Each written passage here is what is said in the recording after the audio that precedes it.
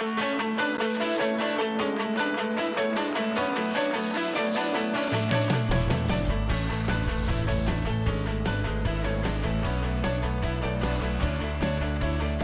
welcome to Ozarks Live. Thank you so much for joining us. And once again, Cammie is with me. Good to see you. Happy to be here this week. I'm going to be here a lot this week. Yeah? Yeah. Now I got to ask about the weekend. How did that go for you? It was we went to the lake yesterday, spent the whole day out on the lake. There's no amount of sunscreen, though, that can fight that sun, as hot and direct as it was. But the water felt amazing because it was just cool enough to be refreshing, but not cold, you know, and not too hot yet. So it was a beautiful day. What about you? I spent mine mowing a lawn. Well, that sounds like fun. Yeah, well, did you at least turn the sprinkler on to run through it when you were done to cool off? That would have been a good idea. No, I didn't do that at all. I had to get a push mower and get at some of the grass that had grown in the way backyard, and that took me a while. And I had to rest a few times, drink some water. You know, you don't want to get dehydrated or anything like that. But what time of day did you do that? I mean, it was not just hot, but it was would have probably been late afternoon. Oh my, it's like the hottest time of the day. Well, but see where I have trees, the sun, I mean, I was working in shade a lot. Okay, well that makes a huge difference. Although it was still hot, even in the shade, but you know, that's, just, you have to As if you don't know like much about the weather, late afternoon is probably the hottest time of day. But you should know that, of all people. Well, I know that, but it's hard to mow at night, so, you know, that Early makes morning. Early morning, I don't want to do that because now the sun is shining on me. You know, at least this way I had some shade. Okay. And water. I guess that's your decision, Tom. And I rested. I didn't just go at it and then drop, you know. I'm very glad you didn't drop. I'd be here all by myself today. Anyway, we have a fun show for you guys today to start off this week. Cammie never shows up empty-handed when she comes to Ozarks Live, right? Right. Yeah, so we'll be heading into the kitchen a little later for some recipes that you can try at home. Plus, we get to hear from the talented Brian Copeland. And luckily for Cammie, she's here for Turton Back time today. I can tell you're on the edge of the seat, right?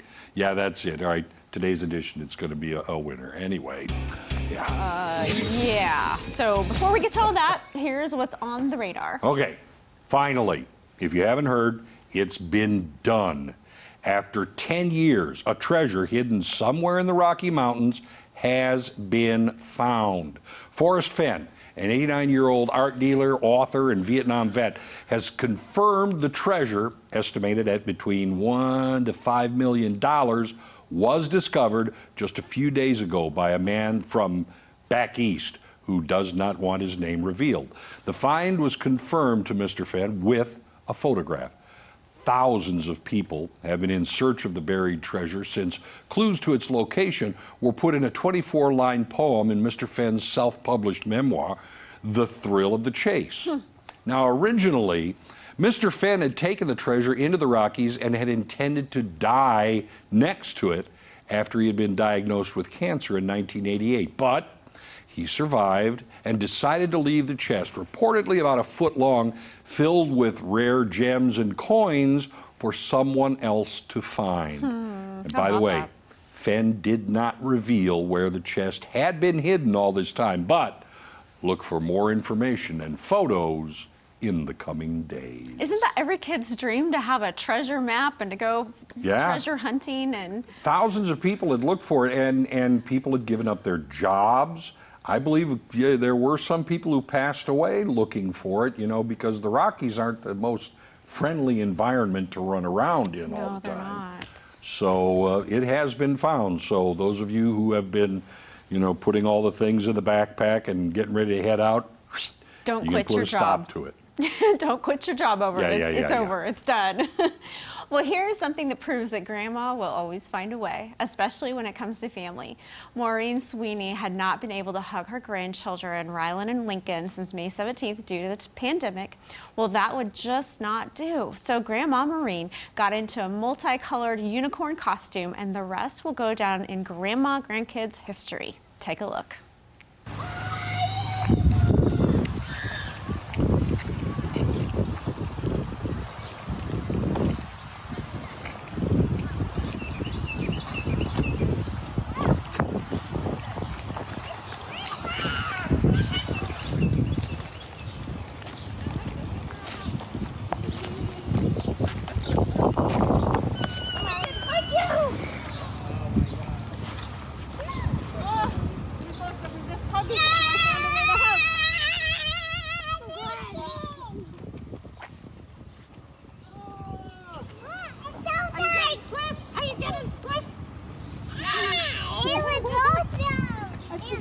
For hugs.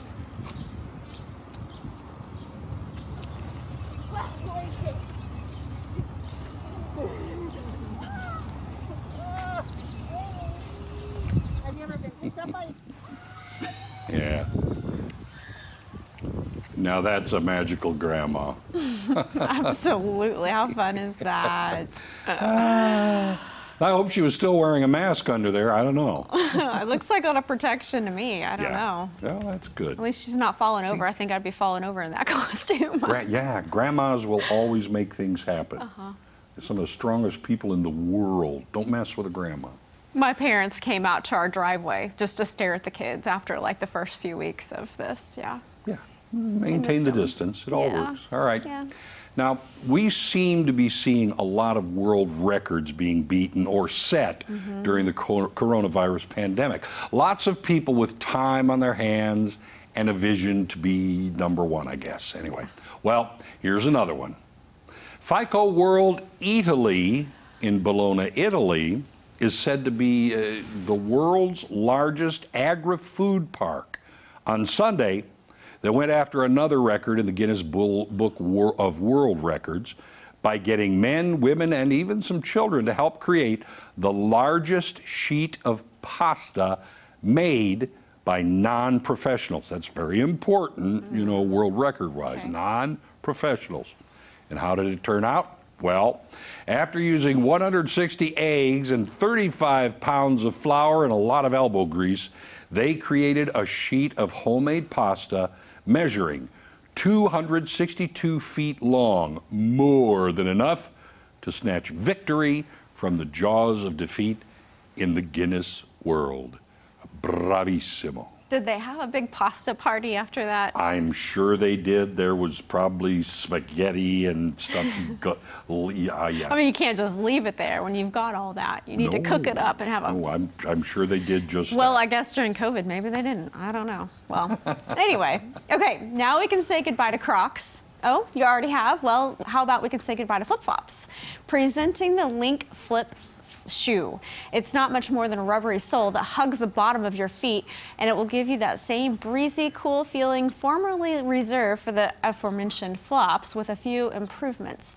You don't have that awful strap between your toes, and since it sticks to the bottom of your foot better, it's supposedly okay for running, riding a bike, or even skateboarding. Plus, thick padding makes them more supportive as well.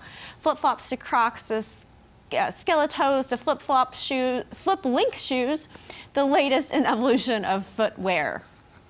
I don't know. I don't know that I believe it until I see it. Stay on, I mean. Yeah, well, I mean, I see it in the pictures, but I don't know that I'm going to run out and buy them anyway. So, but they look. I mean, people wear flip-flops all the time. This could be better than that and keep your feet just as cool. New trend. Get rid of those Crocs out of my house for my boys. Yeah, I don't know. We'll see. All right. Coming up, it's time to head into the kitchen for the first of Cammie's recipes today. Yep, we're making some grilled pineapple. With Nutella. So don't go away. Ozarks Live is just getting started. Sounds good.